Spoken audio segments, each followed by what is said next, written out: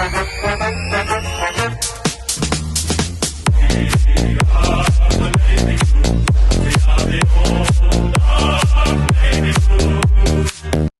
one and all, and welcome to another episode of Baggers Chat. Obviously, today was the practice match against Carlton Football Club versus the Collingwood Football Club, arch rivals. Obviously, we got over the top of them by 10 points, and it's always good to get the win. But first things first, Ethan Daffy, how are you, mate? I'm good, mate. Like I always say, footy's just edging closer and closer to round one, but today felt good. Felt good. Obviously, the scoreline, you don't really give a rat's ass really about practice match scorelines as long as it's kind of close or you're winning. So good to get a win over the old foes. It's definitely not revenge for last year. That's still coming. That's still coming. But it was a good hit out by the boys. Yeah, no, it was. And I reckon just around me, there was a few Collingwood supporters around me because I was obviously at the game. You were at home, so it's obviously good that we'll kind of touch on what we saw, like me actually being at the game and what I saw, but also you actually being at home and watching on the TV. It was it's good to hear the different insights from the game. But just a lot of Pie supporters around me. And they're like, with Jamie Elliott, I think Jamie Elliott kind of took a mark towards the end of the game, a really good mark actually. And everyone was just like, oh, here we go again. Jamie Elliott giving us nightmares. I'm like, fuck me. But I mean, like, it still gets to me. And it was bloody 3 or 4 months ago. So crazy. But obviously, we'll get into a lot of things that we saw throughout the day. Obviously, as I just said, we won by 10 points. It was 84 points to us to 74 points to them. So quite a high scoring game, I thought. I think when we kind of got the chances to go forward, we kind of did well. Obviously, with that score, 12-12, isn't a lot. Like, we should have probably kicked a little bit straighter. But initial thoughts will probably obviously start on Lachie Cowan, who was obviously just in the ones team. He wasn't in the AFL and VFL team, which a few of the first year players were. He was the only one that was playing in the first, which I reckon is brilliant. So if he's playing in the first, and maybe that is a hint that Vossi is going to actually give him a round one debut. So obviously that's something that we've touched on a few times in the past episodes. But Daffy, what's your thoughts on Lachie Cowan? I'm a big fan of the cow moo, but I think he was he just looked comfortable out there. I think it's a big thing for a rookie to feel comfortable out there. Obviously Walsh, when he first started, was really comfortable. There's certain players, around the league, you can tell the rookies that from the get-go, you can tell in the practice matches and training, they look really comfortable. They don't look out of the level yet. They don't have to wait another year or two to develop, but they go straight in. But geez, mate, I was talking to mum and dad before. He's picked 30. He's picked 30. Yeah. What are the other teams doing? Yeah, I know. Have they? I don't really get that, but it was fantastic, and it really was the icing on the cake when he did the spin around Big Mason Cox, which was fantastic. Guy grabbed the phone, went straight to Mitch Pattinson, and sent him a voicemail saying he's in round one, but it's still plenty of time before then. So injuries or whatever, form, he's still got to play another practice game against Sydney, and obviously training heading into that. But what were your thoughts on Cowan's performance, mate? Yeah, brilliant. As you said, I just think he looked really comfortable out there. I think whenever he got the ball, he didn't really look lost. He kind of already looked used to the structure and the kind of game plan and the system of the Voss era. So I think it's great. I think straight away, if he's already getting used to this structure and this system, I think there's no reason why we can't play in round one. I think it's probably going to be a little bit, if he doesn't play round one, everyone will be like, what the fuck? Because he probably needs to play round one. He was probably the only one that is kind of on the options for Zach Williams of who's going to come in. He's probably one of those options and he's probably that only guy that really showed something today, and he's my pick to be that replacement for Zach Williams. So I think you're absolutely spot on there. I think especially with Cowan, I think it seems like he's played for 3 or 4 years. Like we've said so much about him, how he looks ready-made, but he actually plays ready-made as well. Like, he has the confidence. Like, there's not a lot of first years that would actually do a spin around a genuine name as in Mason Cox, but he did it, and he wasn't afraid to do it. And even if he did do it and got caught, he would move on and go to the next contest without a worry. He wouldn't worry about that for the rest of the match. And you kind of just got that attitude from him. So I think that was great. So I think he's a genuine picked for round 1, and I reckon he's going to have a great career. And as you said, how the hell is he picked 30? Because it's not like he had a great last season to get drafted. He won the NAB League BNF. So once again, it's just one of those draft steals, and we've had a few of those steals the past few years, draft and in the trade period as well. So I think that's brilliant. But we'll move on to another player that was kind of starring in the first as well, which is of course Ollie Hollands, which he played both. I'm not sure how he went in the VFL. I just left before that. But I think he was really looking good in that first game. It's going to be interesting what they do if they're going to choose an O'Brien or a Hollands. That's going to be really interesting, and it really is the next few weeks and months. I mean, next few weeks before round 1, it's going to be very interesting to see what Voss is going to do. But Ethan, what's your thoughts on Hollands' game? He's another one. He's knocking on the door, Pato. He seriously is. I don't think, this is my thinking, I don't think we'll debut both him or Cowan. I think it's going to be one or the other for round 1. I just feel like, you know what I mean? I think going into round 1, you need a little bit more experience. I'm not saying they can't do it. I'm not going to disagree if they both debut, but you know what I mean? It's just, you just need, maybe just slide one in, round 1, so he does his role, But Hollands, man, he... Dude, like he's a gun. He plays his role. He was like all wingers. I thought Akers was superb as well today, but O'Brien very good as well. But just running between the arcs, doing their role, providing width like they did last year. I thought O'Brien was fantastic at that last year, but playing as a winger, not putting their hand in the different pot, doing their own thing outside, and that's what we want out of those guys who can run all day. Especially Hollands and O'Brien, I feel like they're very similar in terms of outside players. But yeah, like you said, it could be, honestly, you could have 3 of them in. Like people are saying there could be a rotation with 3 of them. I would not be, surprised if that ever happened this year, but he's definitely knocking on the door, Pato. He's looking good. Yeah. So as you just touched on then, with those 3 options between Akers, Hollands, and O'Brien, would you choose all 3 playing round 1, or would you have 2 genuine wingers and maybe having a Doc or a Fisher going up on the wing? I think, we touched on it last year. I think we like the genuine winger. I think, I know there was a few times where I think the start of the year, Setterfield, when ex-player Setterfield, current Bomber Setterfield, we put him on the wing, and it was just, how many years did we not have a winger? Like I think that was our issue. It was more of a position where it's like, oh, you can't get inside mid. We're going to put you in the wing. That's just not how good football teams are kind of built. So, yeah, it's tough. But I think round 1 will be 2 of them. But I wouldn't mind 3. I would not mind 3 because I feel like a bit of speed against Richmond is good. Yeah. So 2. Who were the names? Akers obviously is one. Who is the other one right now? I think it's O'Brien currently, but I think Hollands can. If he does get picked, I won't be mad either way. Yeah, completely agree. So we'll obviously move on from the debutants. I think they were absolutely terrific, but we'll probably now touch on a player that is kind of now a little bit more towards the prime of his career, if not he's already in his prime. Adam Shearer. I reckon he was absolutely fantastic today. Probably, I mean, it's such a shame because he probably played one of his best games in navy blue in a practice match. But there's a lot of people who say, oh, it's just a practice match. It doesn't matter. Get stuffed. They cared. All the players out there, it's their first hit out of the year. They're all pumped up. They're playing in front of a crowd. They're all pumped up. It's not like they're resting players. Everyone who was fit was out there on the field today. So you kind of felt that like everyone wanted to win today. And of course, everyone was on their A game today and they wanted to win. So Adam Shearer, I thought he was absolutely fantastic. Don't know the exact stats. I don't think they really record that. So obviously next week with the official practice games, that's when the stats will start to come through. But I thought his impact was absolutely fantastic. I think he's a lock for that centre bounce, opening bounce, round 1. But Daffy, what's your thoughts on Shearer's game?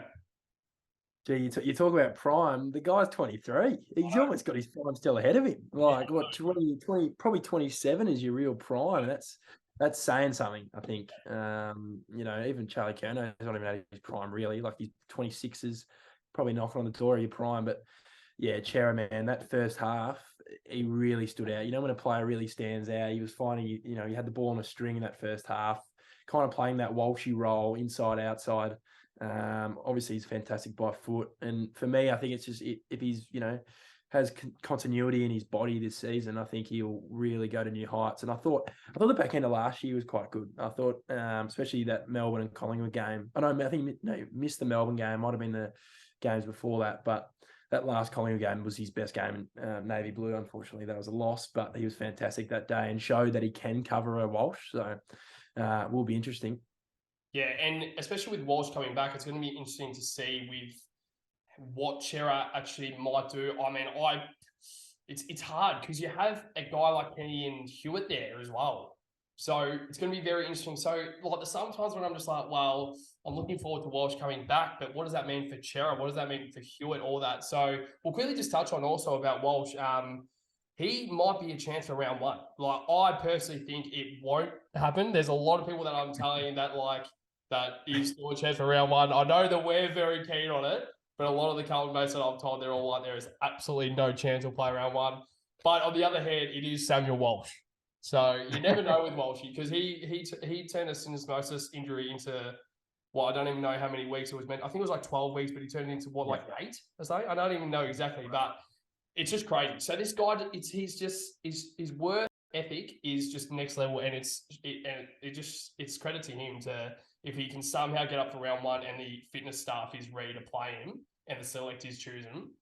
My word, like that just shows why he's probably one of the hardest workers in the game. So it's going to be interesting to see what happens there. But I don't know my thoughts on it. So I personally think if he's not 100% fit, don't risk him, especially with a back injury. Don't risk him. But obviously we'll move on from Walsh and Chera, and now on to another midfielder that we just touched on, George Hewitt.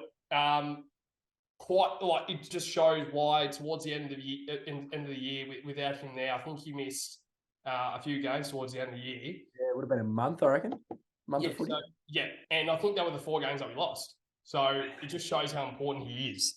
So I think George Hewitt, like he probably didn't absolutely set the house on fire, but I said to my mate today, I'm just like, he's just your solid footballer that he always does his job. You're you're always relying on him to do your job. And it's not like he's going to ever be a Brownlow medalist, but he's just solid every single week, and you want him out there representing your club. So George Hewitt, Duffy boy, what's your thoughts?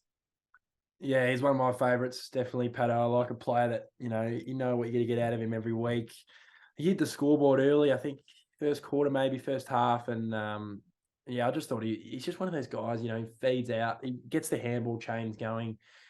He's pretty good by foot today, actually. He's not really – well, he's a good kick, but he's not known for his, penetrating kicks. But, no, I thought he was good. But seriously, the way he played last year, man, he was one of the best mids in the competition. He was one of the best mids in the competition. And if he can keep that level, it's going to be pretty hard to stop our midfield at points, because I think it's just that clearance work that he has, and, feeding it out to Cheras and Walshes is just going to help him. Love Georgie. And what did we get him for from the Swans a few years ago? What was that? Nothing. Nothing. Yeah, absolutely. Nothing. Free agent. Okay, perfect. So that's an absolute steal again. But that's what I'm saying. Like once again, it's just one of these players that how could you let him go? And I think he also took a pay cut. He also took a pay cut from Sydney, which is nuts to me. So George, I mean, we are complaining because hopefully that might give us cap room for the player that we're just about to touch on. So obviously we'll touch on Tom DeConnie. My word, Duffy boy. That's all I'll say. What a player he is. He probably arguably the best game he's played in over once again in the Pracky match. So it's quite interesting about that. But there's a lot of speculation about Tom DeConnie, where he's going to be at the end of the year, if he's going to be re-signing with Carlton. And I think you need to throw all the money, every single cent you have left in that cap room. I mean, obviously not every single cent, because you need to sign some other important players, but this is a guy that can really be the future of the Carlton Football Club. Like today, obviously, Vossi probably chose TDK to be that number 1 ruck over Pittonet, because Pittonet was playing in the VFL, which I didn't even know. VFL, he was only playing VFL today, which I only found out just before the bounce. And I'm like, what? That's crazy. So there's obviously something, because that's the thing. We don't really see what happens in the preseason training. And there's a lot of names that we kind of think that, it's interesting that he's not playing today, or he's playing both, whatsoever. But as we say every single episode, pre-season is a brand new ball game. Like everyone restarts, everyone's on the same level. If you perform and you actually improve yourself and kind of put yourself up for selection, and Vossi thinks you're good enough, you're in. So that's why, like TDK, I think it's a massive season for him because it's going to be interesting because it's either because I think Geelong will probably pay him the 1 million to be with his brother. So it's going to be a big pick because if we can somehow find a way to keep, because I don't think we can pay him like $1 million. No. I don't think we can pay him $1 million. I think the most we can pay him is probably 700, if that.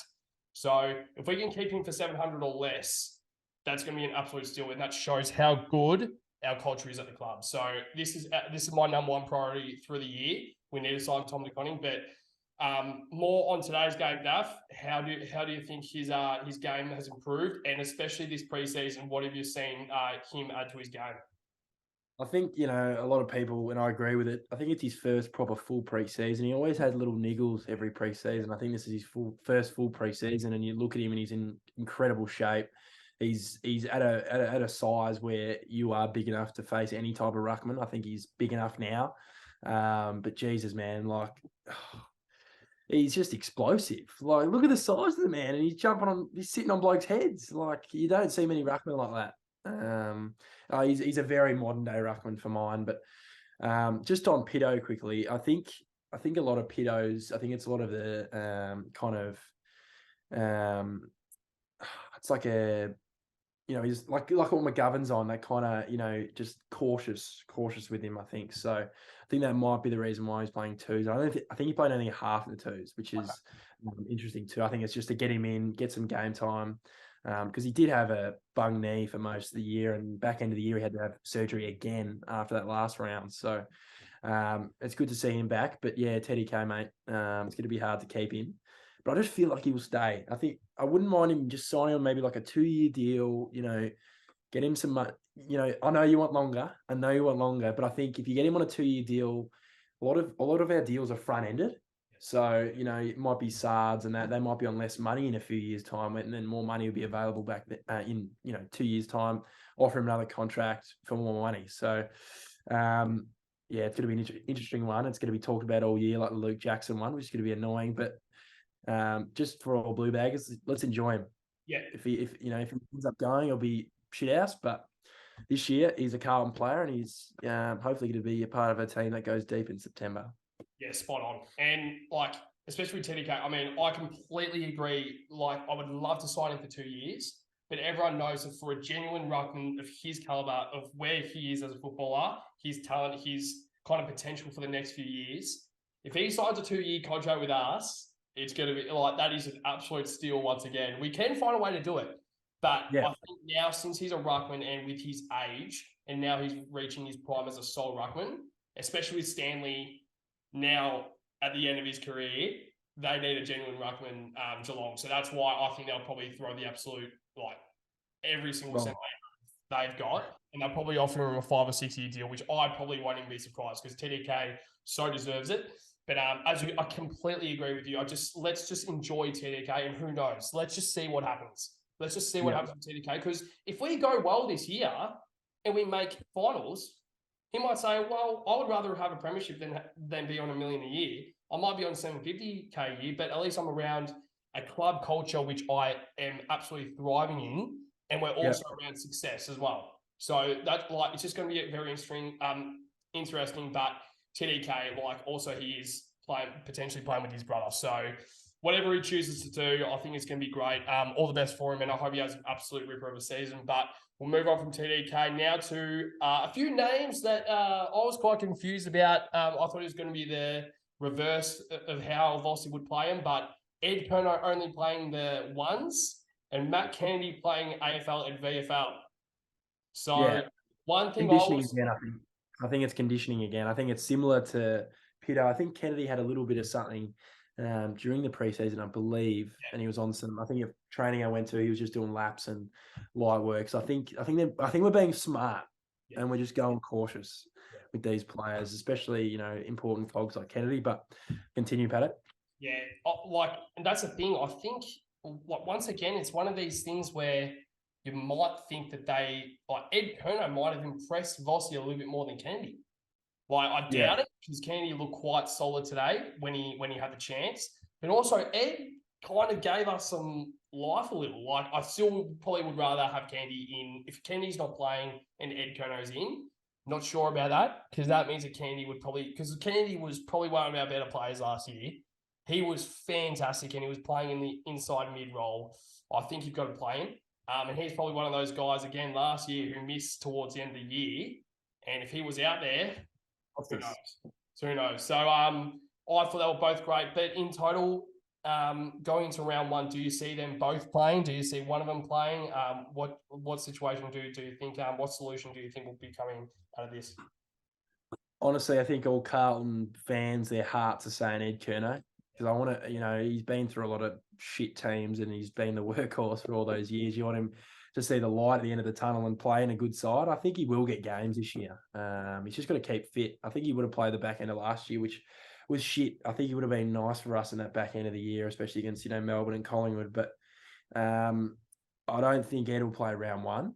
He could slide in there, but I just don't. He doesn't fit in there. Obviously, injuries, play their part and whatever. But I think Kennedy, I just like his ball movement, and he's really cleaned it up the last 2 years. I think, he's not blazing away so much and really, lowering his eyes, which is good to see. But I don't mind a bit of Bam Bam, so it'll be good to see him in. Absolutely spot on. I completely agree. I think Kennedy has to play, and obviously, if there is a spot due to injuries or maybe even a player not really impressing Vossi as much, that's when you kind of bring Kerno in. But I think Kennedy has to play, even if he is a little bit managed because of injury. You have to unleash him round one. So it's going to be an interesting one, but I think Kennedy probably has to play, and obviously I would love to see Ed Kerno get some games as well. We'll move on now to a player that we touched on earlier in the episode, Lockie O'Brien.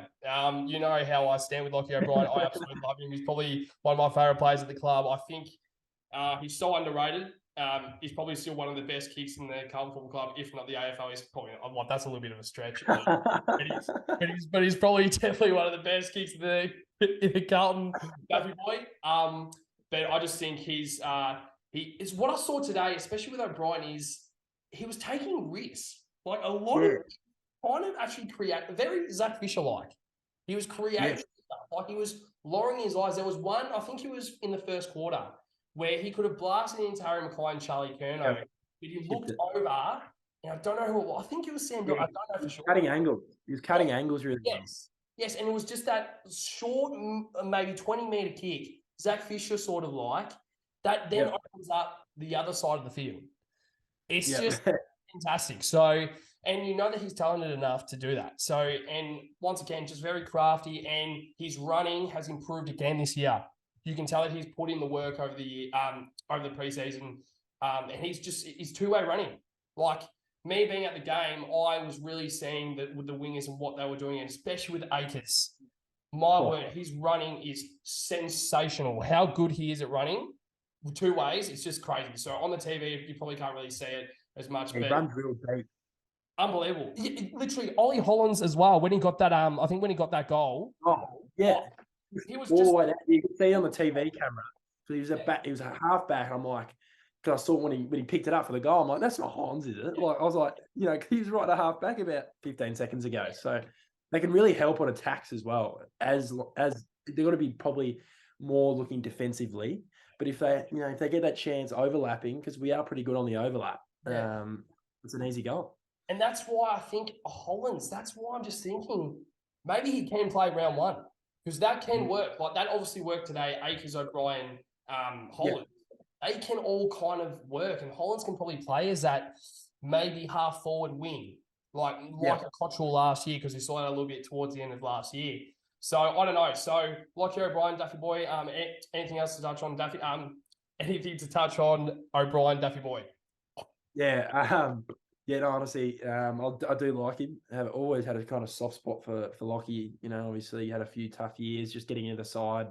But I think he was underrated by past coaches, especially, that kind of Teague. I don't really want to talk about it, but, just around that time, he wasn't getting games at all. It was weird. It was really weird. And I think that kind of added to the hate from Carlton supporters and really piled on him a little bit every time he did play because he had so much pressure on him because he came in 1 week and then he was dropped 1 week, But now he's got that continuity. It's all about continuity, man. Like, I think that's why we ended up struggling to make the finals last year because we just had too many players coming in and out.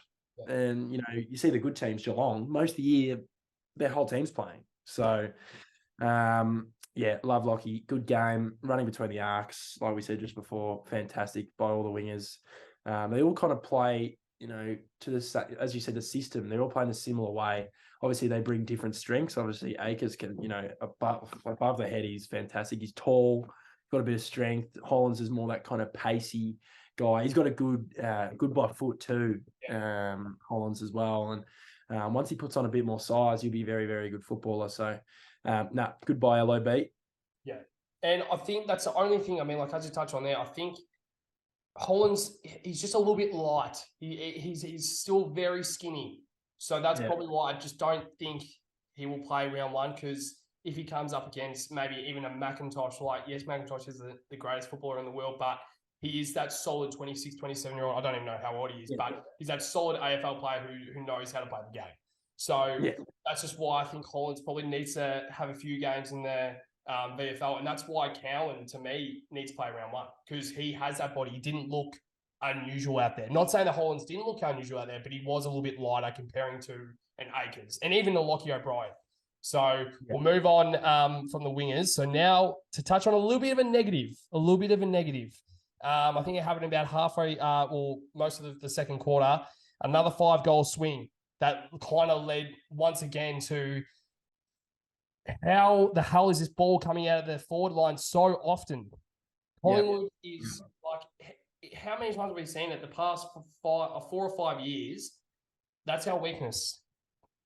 Trying to lock the ball inside the forward line. Collingwood's probably the best at it, trying to bring the ball out of the forward line out of their back line into their forward line. But my word, that's once again, it's just a practice match. I don't want to get too riled up about it, but I think it's just, once again, not the same old Carlton, but it just looked, that was a little bit of a worry to me. But what was your thoughts on that, Dr. Boy? Was it too much of a concern? It's annoying, but I think you look at it and you go, is the pressure up to a standard, of an actual game? You know what I mean? Like, I know you want them to be really hard at it all the time, but it is their first game. And I feel like we did cut down on that last year. Like, I know it was obviously the Port Adelaide game where we were up 50 and they caught up. But I think last year, AFL in general, there's just momentum shifts. Yeah. Any game you watch, like a team will be down 5 goals and then bang, they're within a point. So, it was frustrating because we looked really out of it. I think there was a few free kicks in the middle which were a bit iffy as well. But I'm not going to blame umpires here, but I will move on from that. But no, I think it's more about discipline in the middle of the ground. How annoying is giving away a cheap free kick in the middle of the ground? It's just a free clearance and entry going forward, especially against Collingwood. Like, they're not going to be going sideways, bro. They're going to be going straight through the guts up to their superstar key forward in Dan McStay. But it is frustrating, mate. Yep. Shout out to McStay. Go forward, mate. Well said, Duffy boy. We'll move on now to one of our key forwards. I still find it staggering how we got two of probably the best key forwards in the game in our forward line. Obviously, the reigning Coleman medalist, Charlie Curnow, but the guy that we're just about to touch on, Harry Mackay. He looked fantastic today. He was a little bit more on Frampton. He absolutely smashed Frampton today, I thought. He was a little bit on Darcy Moore for a little bit, but I think usually with the matchup, I think Darcy Moore suits Charlie Curnow a little bit more. So I think Mackay absolutely dominated today, and it just shows how good of a preseason he had, especially this season. But just the past few years, his confidence has just got more and more, and he's kind of now going for the drop punt a little bit more. There was one. I was right behind it, and he was so good. It looked like he was about to go for the snap, because that's usually a shot that he would go for the snap. And I'm like, no, just go for the snap. It's locked in. Then he lined up for the drop punt. And I'm like, oh shit. And then he nailed it. Yeah. He nailed it. And I'm like, mate, I mean, I think the wind probably helped a little because the wind was very that end. yeah, so it was going a little bit like I think northerly. I don't even know. I don't even know the winds, Toby boy, but it just was a great kick. But I think his confidence now is at an all-time high, and he was absolutely fantastic today. So, in particular with Harry Mackay, what did you think of his game? Like it says right on the notes, mate. Taking the piss, message you at halftime, the notes, whatever. But I just thought he was, oh man, oh, what did he miss? 7 games last year? If he can play 22 games, 25 games, we're going very far in September, Mr. Pattinson, because seriously, mate, this guy, he's a freak, mate. I think people don't realise, people just think he's that normal forward. He is nuts. He's quick, he's tall, he can, he was running around the ground like at ground level. Yeah. Like you see the run and carry?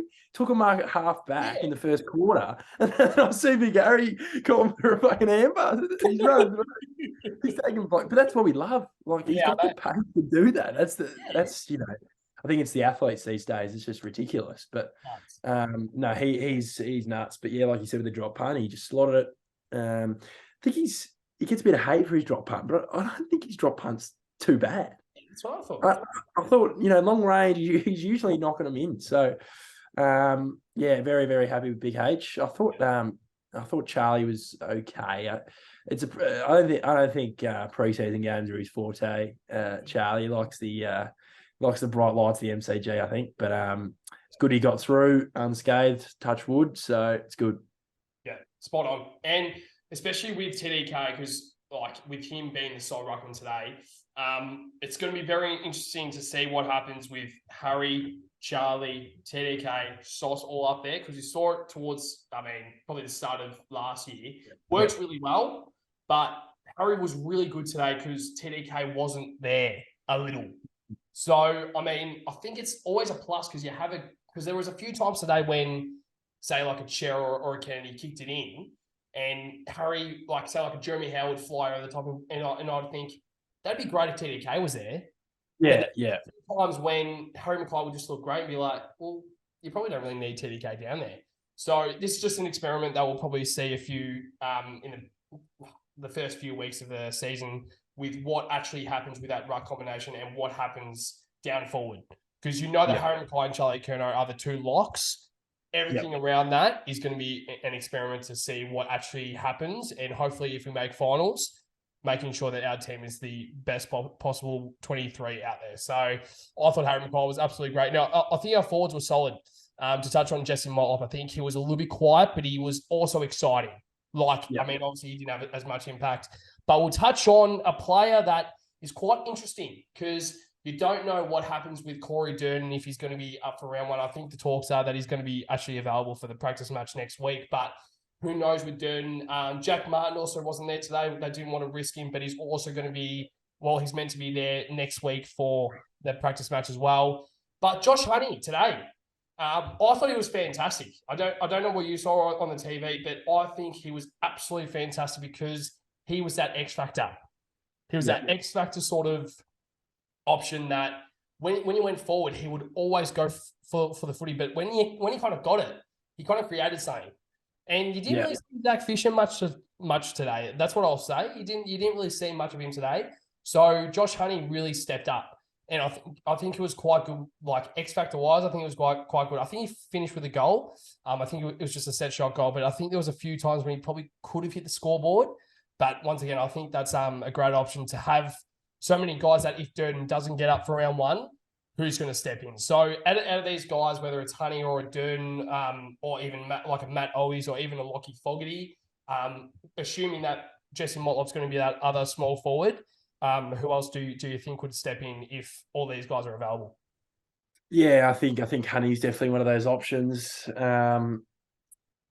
was pretty good today. I agree with you. I thought he was explosive. I think he tends to be like that. I think that's just the way he plays. It's a big year for him. I think if he doesn't really, go hard and play many senior games, I can see him coming off the list. But I think almost, the annoying injury of Cunners with his shoulder, which is, just another annoying, injury itself. Wishing Cunners all the best in that recovery, but that probably opens up another, because Cunners can go forward too. And that probably gives Honey more of a chance to play that half forward or forward pocket role. So it's tough, man, because I think Owies is disciplined. Yeah. I think he knows his role every week. I think he's that type of guy, but it's just more about how his body's like. Is he playing much footy? Like, is he going to be right for round one? I'm just not entirely sure. So I think Honey has to pretty much be that option if Durs is out. But like you said, hopefully he's back for that Sydney game so he can get some run in his legs before the big game to G March 16. Yeah, spot on. And also to touch on a Jack Martin, if you see a Corey Durden and a Jesse Motlop being that option, and obviously with Zach Fisher being in there, Silvani as well, and TDK probably being that third key forward, does Jack Martin get a role in that forward line? Wow. Yeah, it's a good question, man, because I was thinking the exact same thing about a few minutes ago when you mentioned his name. Once again, he's one of those guys that can win you the game off his own boot. That's the problem. That's the issue with him, because you go, fuck, his body's never right. He walked down to the shops, buy some groceries for his misso, and he'll do his calf. He's that type of bloke. You know what I mean? Like his body's made of paper, really. But then you look at round one last year, and he had 2 scoring involvements, which ended up winning the game. So his goal and then the handball to Fisher, which was one of the all-time moments of our lifetime as a Blues fan. But does he play round one? I don't think so. I don't think his body's right. I think he has to play the Sydney game for mine. That's his pass mark. He has to play the Sydney game, or he's not playing round one. Yeah, and I completely agree. I think talks are that I think today was just caution, really. I don't think he's really injured. I think it's more just we kind of manage him in a way, a little bit like Owies. Yep. I think Gov too. Yeah, yes, also Gov. Also He'll play Sydney game. Play Sydney game. Yeah, so I think the three of those guys, and that probably means that Sincotta probably won't play that practice match, so that means that McGovern would come in. But Sincotta was good as well, I thought. Mate, I'm telling you, I would not be surprised if he plays first 5 weeks of the season. He's comfortable. Yeah. He's a big boy. Like, he could easily cover Zach Williams. Yeah. If he was our option, we had no count. He's coming in. Yes. Because he's good enough, Pato. He's a massive pickup in the last day of the pre-season draft or whatever it was. Yeah. Another steal, Pato. This guy, and he was already a Carlton guy. He's already in the VFL system, so he probably has a little bit of, had a bit of an inkling about our system and Voss's system. So, and training with the group is huge as well. So he's a big boy, and he's got pace, and he's got a good shoe, and he's perfect for a halfback, Pato. So that'll put pressure on Jordan Boyd coming back too. Spot on. I was just about to touch on that. Like, you have now so much depth in all the positions, and it's just great to see. It is so fantastic to see. And obviously with these injuries, hopefully they can just stay sort of like not massive injuries that affect your lineup. And you have to play guys every single week that aren't AFL ready, like a Harry Lemmy. I just don't think. I mean, like Harry Lemmy looked great in the VFL today. From what I heard, I thought he looked solid, but I just think it just depends so much on whether these injuries can just they can be a few weeks injury. But if they do get injured, if these players do get injured, you need to find replacements and they need to do their role. Will Setterfield last year just stepped in and did his role, and obviously he got traded away from Carlton, but. You just guys like that you just need to go in, and when they actually step into this AFL side, you just know that they're going to do their role. And Jordan Boyd's one of them, and also Sincotta today. Like, that was one of the guys. I'm like, well, you're not sure what he's going to do. He looks solid. We're not even touching on Lockie Plowman. Also, Lockie Plowman was also a guy that used to be 3 or 4 years ago a lock in this back line. Probably a Sincotta, Jordan Boyd. All these guys have gone past Plowman, and also we didn't see Marchbank today. Also. There's a few guys, Daffy boy, that we're starting to get some depth, all right? So there's a few guys that I think we would expect to see round one that obviously didn't play today. I think a lot of these guys are going to play in the practice match next week. So hopefully with a few injuries that can kind of hold away for a little bit and we can see these guys in the practice match, that would be great. But obviously now we'll just touch on 20 days until round one. So there's a few things that we've seen from today that we might I mean, we might actually see in round one. Is there anything from today that you have gotten that you might see round one, maybe a debut, maybe a change of positions? What do you think, Duffy boy? I'm going to tell you right now, they were both quiet round one last year, Harry and Charlie. I think Harry had 1 goal, Charlie had 0. It's not going to happen this year, Pato. Yeah. It's not happening. Harry Mackay bag. He's gonna take round one by the scruff of the neck, and seriously, mate, let's just get there and beat them, because I think they'll be all right, Richmond. I thought they were okay today in the Pracky match. I watched a bit of the second half. Taranto was pretty enormous. I think he'll be a good pickup for them. It'll be interesting to see how they face. I think they got Melbourne in the next practice match, so we'll see how he fares against Melbourne rather than North Melbourne. So it'll be a good test for Richmond. But Pato, 20 days. I'm counting down the days, mate. I'm counting down the mother freaking days. 20 days, like that has gone so quick. So hopefully all the Blue Jays can get down to round one, Richmond v Carlton. It's obviously our away game. I got my ticket through this week. Absolutely locked in. Can't wait. Counting down the days, really, as you just said, 20 days. Not too sure if there will be many Blue Jays that will go up to Sydney to watch a practice match. I'm not too sure. I know I won't be. But I just think it's just really exciting. It's just the hype of round one. You can't not be excited. And who knows, like, even if we're shit this year, I mean, hopefully we're not shit. It's just the hype. So I just can't wait for round one. It's probably one of the biggest games of the season, if not, I mean, top 3. So it's just going to be great. I completely agree. I think it's probably going to be a key forwards game. Without Tom Lynch potentially not playing round one, what does that mean for Richmond? So, I mean, in the next few weeks, we will touch on obviously a preview of the game, but absolutely can't wait. But Duffy boy, is there anything else you want to touch on?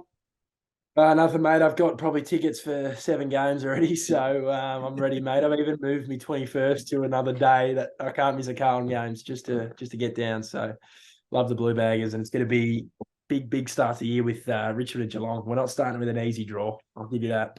Yeah, spot on. And if we can get through those games, who knows? We might, if we can be 2-0 after that. The lid's off 2-0, Pato. Seriously, so excited. I'm just so glad that the Blue Baggers are back. So good being at Icon Park today. But absolute pleasure with this episode today. And as always, Duffy boy, up the Baggers. Come on.